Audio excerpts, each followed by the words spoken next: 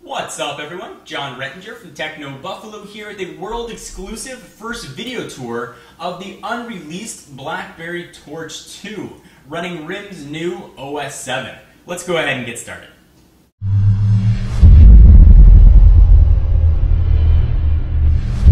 First, I want to thank the folks at Negri Electronics for hooking us up with this model. When the Torch 1 was released, it looked to be a perfect marriage of BlackBerry devices. It had that touchscreen and modern multi-touch browser users have been clamoring for, coupled with that bold style keyboard that the RIM faithful loved. However, outdated specs and an underwhelming screen means the Torch didn't set the world on fire. RIM is hoping the Torch 2 is going to rectify that. So from a mere aesthetic standpoint, the Torch 2 looks almost identical to the Torch 1. It's got the same 3.2-inch diagonally size screen. It's got the same 4 buttons across the bottom. You've got the optical trackpad, which can be selected, so it's actually a 5-way navigation. However, the big differences here are really under the hood. Let's start with what you're going to be looking at, and that is the screen. As I mentioned, the same 3.2-inch size.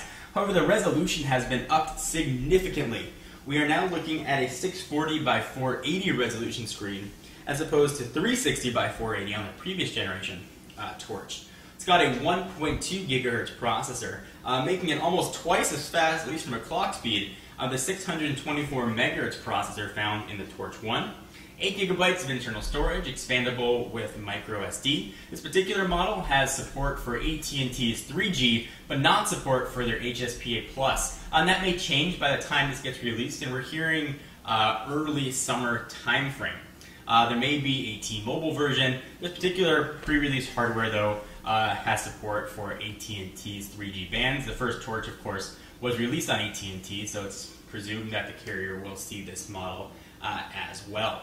So let's start with one of the key OS 7 features that BlackBerry announced at BlackBerry World, and that was the voice-activated universal search. In the upper right-hand corner, you've got that familiar universal search icon. If you go ahead and click it, now I've got a microphone there to the right. If you select it, voice-enabled universal search is unavailable. So this pre-release hardware, or maybe the software built on here, doesn't support it.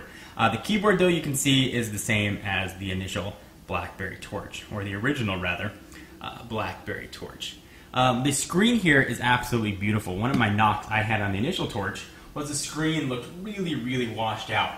Not the case here with the Torch 2. Let me go ahead and show you. I'm going to go ahead and launch the gallery and show you some images that we have here. You can see some of the applications as well that the Torch 2 will presumably launch with.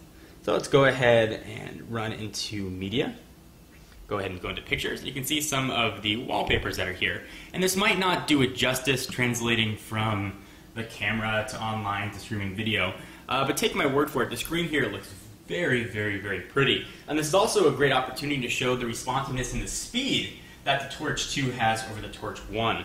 The pinch to zoom functionality is tremendous, and it works very, very, very quickly. This particular software build, the web browser is barely functional, so I can't show you a pinch to zoom there, but at least you can see it here on images. It just works very, very, very well. And that really is true about everything on the device, at least thus far in its pre-release hardware. It's much faster than we've seen on previous Torch 1s. Things work as you'd expect, especially from modern hardware. It's just much quicker, doing everything all the way through the device. Let's go ahead and look at some of the applications that are going to be on here. You can go ahead and see them all. If we jump into some further applications, I'll show you what else is going to come on the device.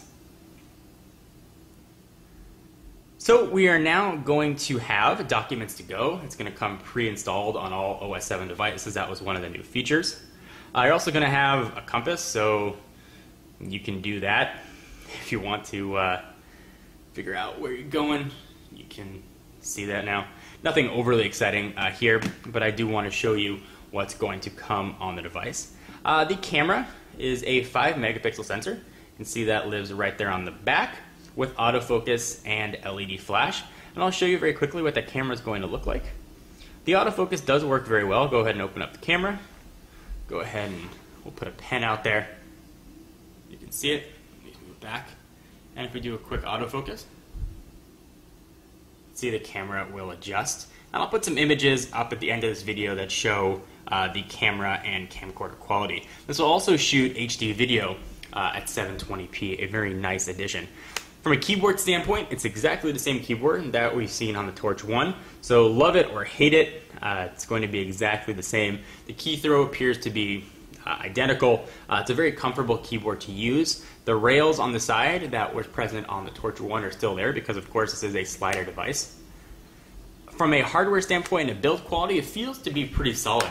I don't have any creaky noises that I had on the Torch 1. When you go ahead and slide it in and out, you don't have any of that noise, and it looks to be pretty solidly built. On the left-hand side of the device, there's going to be your charging port. It's the micro USB standard. On the top, you've got your typical BlackBerry buttons. You've got your lock, and if you go ahead and push that, you can see the profile switcher will launch. Alright, so now let's do a quick hardware tour of the device. On the left-hand side, you've got your charging port, and that's micro USB. On the top, you've got those same buttons that we saw on the Torch 1, a lot of other BlackBerry devices, the lock button and the volume mute. On the right-hand side, you've got sort of that almost ribbed-looking volume up and down. And you've got a dedicated hard button you can set for whatever you like. Non-recessed 3.5mm headset jack. On the bottom, just microphones. On the back, got that 5-megapixel camera and the camera there, LED flash. The battery compartment is exactly the same as we saw on the original Torch, and it is of size. Actually, I'll show you the size of it here. I believe it's 1,270 milliamp hours. That might change up by the time this actually hits production. Go ahead and pop that back in. The system is going to refresh, and that's where your expansion card is going to go. SIM card's going to slide right in there. Put the back on, it fits on exactly the same way as the Torch 1. The back is a little bit redesigned, so you could probably tell a difference between a Torch 1 and a Torch 2 out in the wild. Anything else that you guys want to see or know about the BlackBerry Torch 2, be sure to let us know, and check out technobuffalo.com for all the latest and greatest tech news. I am John Rettinger, and I'll see you guys in the next video. To show you that this is indeed running OS 7, we'll go ahead and jump into options. Scroll down to the bottom and we'll go into device. Keep scrolling on down and we'll go to about device versions, and you can see right there that this is indeed running BlackBerry OS 7.